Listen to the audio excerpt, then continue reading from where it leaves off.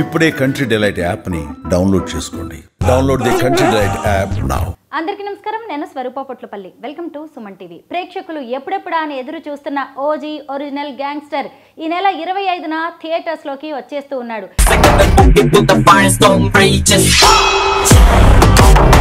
ఈ సినిమాలో గ్రాఫిక్స్ ఎలా ఉండబోతున్నాయి, ఒక ప్రజానాయకుడిగా, ఓ పార్టీ అధినేతగా, డిప్యూటీ సీఎంగా ఉన్న పవన్ కళ్యాణ్ స్మగ్లర్ రోల్లో గనక యాక్ట్ చేస్తే దాని ఎఫెక్ట్ సొసైటీ మీద ఎలా ఉండబోతోంది?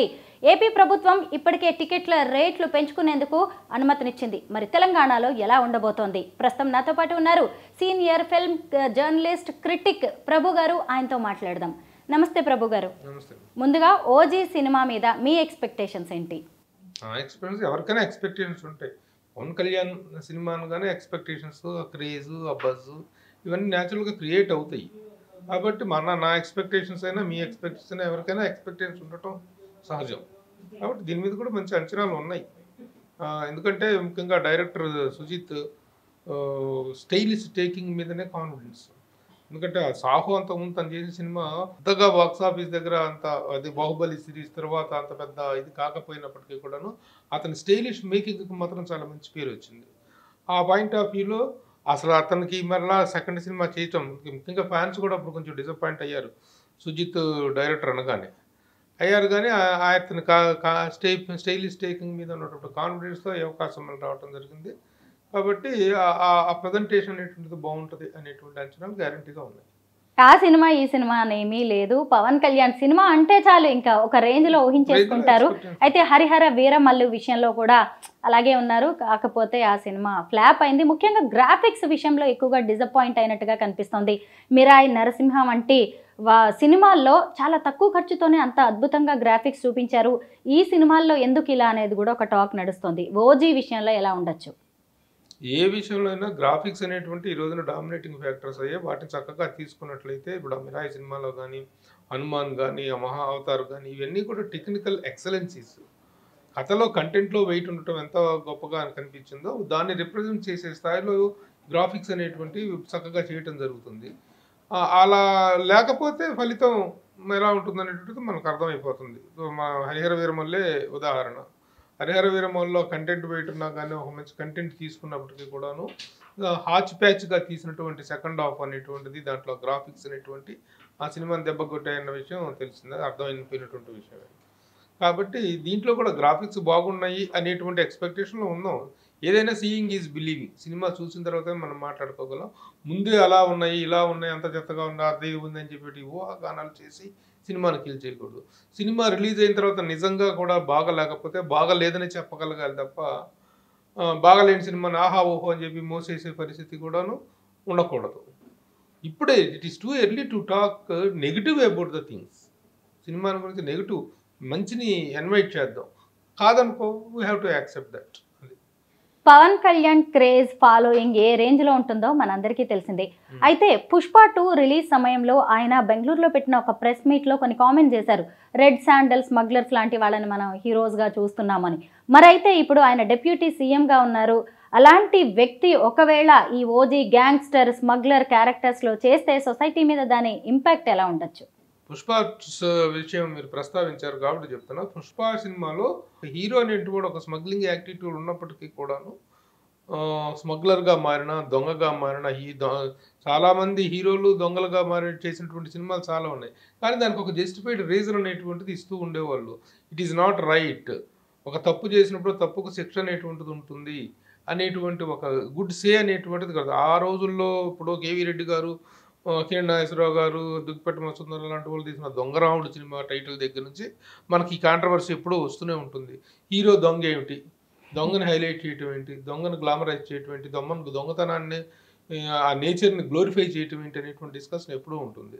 ఇప్పుడు పుష్ప విషయంలో అదే జరిగింది. కానీ దాన్ని చిత్రీకరించిన విధానం అద్భుతంగా ఉండటంతో సినిమా ఆడింది. ఆ క్యారెక్టర్ తాలూకు మొరేలేంటి, ఆ క్యారెక్టర్కి ఒక క్యారెక్టర్ ఉందా లేదా అనేటువంటి విషయంలో స్టిల్ 2 పార్ట్స్ వచ్చినా కూడా 2 పార్ట్స్లో కూడా ఆ జస్టిఫికేషన్ ఎక్కడ ఇవ్వలేదు. ఆ స్మగ్లింగర్నే ఇచ్చేస్తాను, స్మగ్లింగ్ చేయటాన్ని ఒక హైలైట్ పాయింట్గానే చూపించడం జరిగింది. ఎక్కడ తన నేర ప్రవృత్తిని, దాంట్లో చేసిన దొంగ ఇదిని దర్శకుడు ఖండించినట్టు లేదు, సమర్థించినట్టు లేదు. పార్ట్ 3 వస్తుందంట. పార్ట్ 3లో ఏమన్నా ఆ జస్టిఫికేషన్ ఇస్తారేమో తెలియదు.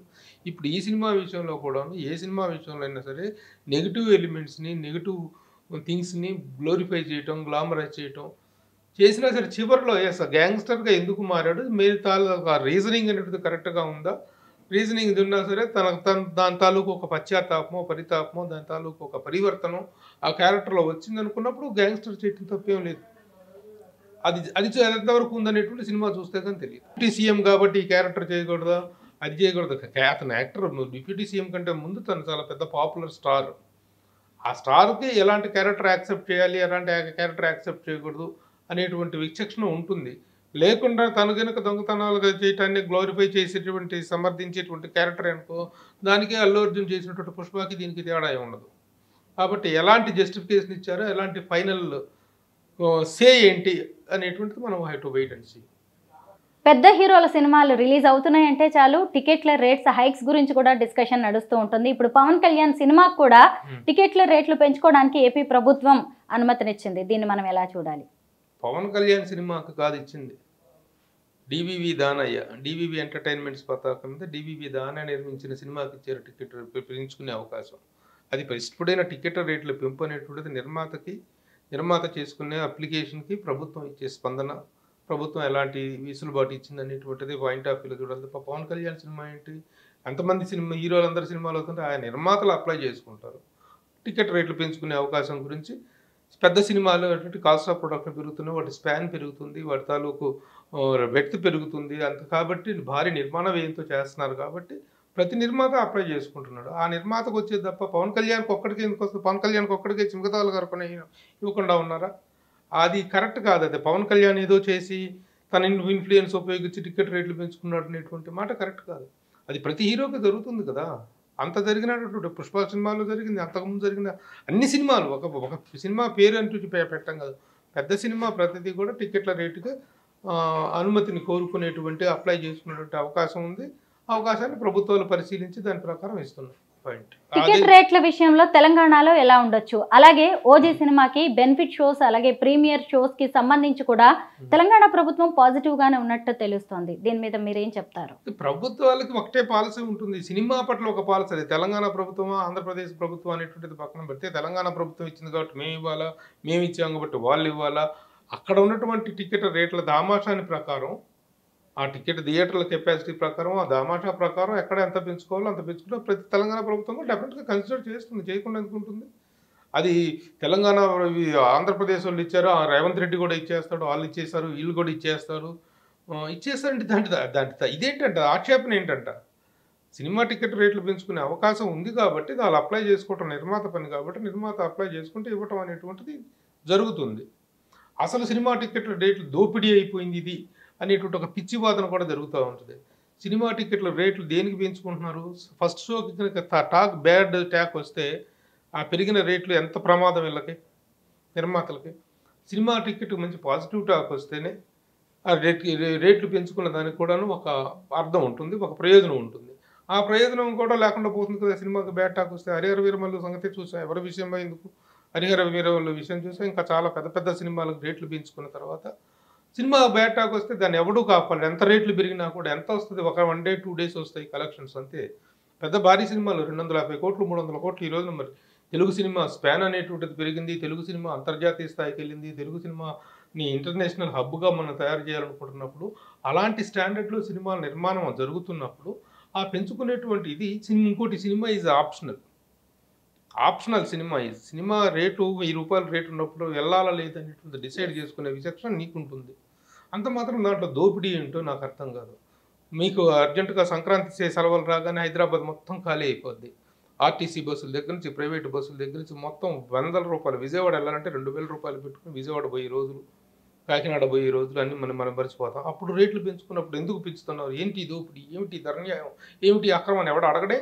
కేవలం సినిమా టికెట్ రేట్లు పెరిగినప్పుడు మాత్రమే నువ్వు ఊరు వెళ్ళాలా లేదనేది నీ ఆప్షన్, సినిమాకి వెళ్ళాలా లేదనేది నీ ఆప్షన్, ఫ్లైట్ ఎక్కాలా లేదనేది మీ ఆప్షన్. ఇవన్నీ ఆప్షన్స్ తప్పని మీ పీక మీద కత్తి పెట్టాడు సినిమా చూడమని చెప్పాడా? నీకు cinema Pawan Kalyan cinema first show చూడాలని ఉన్నప్పుడు వాళ్ళు టికెట్ రేట్ పెంచుకున్నప్పుడు నీ ఆప్షన్ ఉపయోగించుకునే అది మాత్రం లేదు. దాన్ని ఎవడు ప్రశ్నించడు. ఏంట్రా అంత అంత దోల ఏంటి నీకు, అంత పిచ్చి ఏంటి నీకు, రేపు సినిమా టికెట్ తగ్గిన తర్వాత చూసుకోవచ్చుగా అనేటువంటి మాట ఎవడు రాదు. ఇన్ని కోట్లు పెట్టి సినిమా తీస్తున్న నిర్మాత మాత్రం ఇంకోటి ఏంటంటే సినిమాలకు ఇదివరకుట్లాగా రన్ లేదు, థియేటర్ ఫుట్ఫాల్ తగ్గిపోయింది, రన్ లేదు. వారం ఏ సినిమా ఎంత పెద్ద సినిమా హిట్ టాక్ వచ్చినా సరే సెకండ్ వీక్ కల్లా సినిమా ఇది పడిపోతుంది, నెంబర్ ఆఫ్ థియేటర్స్లో వస్తున్నాయి. కాబట్టి that is a natural phenomena. దాంట్లో పట్టుకొని అమ్మో సినిమా వాళ్ళు దోచేస్తున్నారు, సినిమా వాళ్ళు దుబ్బేస్తున్నారు అనేటువంటి పిచ్చి వాదనలు, పిచ్చి వాగుళ్ళు వాగుతుంటారు కొంతమంది. That is not at all right. పెద్ద సినిమాల విషయంలో అభిమానులు దోచుకుంటున్నారు. అభిమాని అయినా ఎవడైనా సరే మనకు నచ్చింది కొనుక్కోదలుచుకున్నప్పుడు ఎంతైనా పెట్టుకుని కొనుక్కుంటాం, లేదనుకుంటే తర్వాత రేటు తగ్గిన తర్వాత కొనుక్కుంటాం, దాని తర్వాత చూస్తాం. దట్ ఈస్ ఆ పాయింట్ ఆఫ్ వ్యూలో ఆలోచించుకోవాలి తప్ప సినిమా వాళ్ళు దోచేస్తాననేటువంటి పిచ్చి వాదన మాత్రం కరెక్ట్ కాదు. పుష్ప 2 బెనిఫిట్ షో సందర్భంగా సంధ్యా థియేటర్లో ఏం జరిగిందో మనం అందరం చూసాం. ఇప్పుడు ఓజీ కూడా తెలంగాణ ప్రభుత్వం అలా పర్మిషన్ ఇస్తే మళ్ళీ సంధ్యా థియేటర్ లాంటి ఘటనలు రిపీట్ అవ్వకుండా ఎలాంటి జాగ్రత్తలు తీసుకోవాలి? సంధ్యా థియేటర్ ఘటన అనేటువంటిది అనుకోకుండా అనూహ్యంగా జరిగినటువంటి ఒక పరిణామం. దాని ప్రకారం ఇప్పుడు పవన్ కళ్యాణ్ సినిమాయే కాదు, ప్రభాస్ సినిమాయే కాదు, ఎన్టీఆర్ సినిమాయే కాదు, రామ్ చరణ్ సినిమా కాదు, అల్లు అర్జున్ సినిమా కాదు, ఏ top star Mahesh Babu cinema కాదు, ఈ టాప్ స్టార్స్ చిరంజీవి గారు ఉన్నారు, ఈ బాలకృష్ణ గారు, ఇట్లాంటి సినిమాలు రిలీజ్ అయినప్పుడు స్టాంపిడ్ అనేటువంటి జరుగుతుంది. ఆ స్టాంపిడ్ అనేది జరగకుండా చూసుకోవాల్సిన బాధ్యత అటు శాంతి భద్రతలు థియేటర్ల యాజమాన్యం మీద ఉంటుంది, ఇటు పోలీసుల మీద ఉంటుంది. ఇప్పుడు రేపటికి ఇది జరగదన్న గ్యారంటీ అంటే జరగకుండా ఉండాల్సిన జాగ్రత్తలే, ఎలాంటి జాగ్రత్తలే ఉంది. ముందులో పోలీసులకు ఇన్ఫార్మ్ చేయాలి, పబ్లిక్లో తమ సినిమా చూడాలని స్టార్స్ ఎవరు అనుకున్నట్టయితే సరైన ప్రికాషన్స్ తీసుకొని పోలీసులకు ఇన్ఫార్మ్ చేసి వెళ్ళాలి. అది జరిగితే అలాంటి సంఘటనలు రిపీట్ అవ్వవు. ఏ సినిమాకైనా టికెట్లు రేట్లు పెంచారు అంటూ దాని మీద నెగిటివ్గా మాట్లాడే వాళ్ళు ఒక్క విషయం గుర్తుపెట్టుకోవాలి, టికెట్ల రేట్లు పెంచినంత మాత్రాన అదే టైంలో చూడండి అని ఎవరు కూడా చెప్పట్లేదు. మీ బడ్జెట్ని బట్టి, మీ టైంని బట్టి అసలు ఏ టైంలో ఆ సినిమా చూడాలని నిర్ణయించుకునే హక్కు లేదంటే ఆలోచన ప్రతిదీ కూడా ప్రేక్షకులకే ఉంటుంది. థ్యాంక్ యూ సో మచ్ ప్రభు గారు. నమస్తే.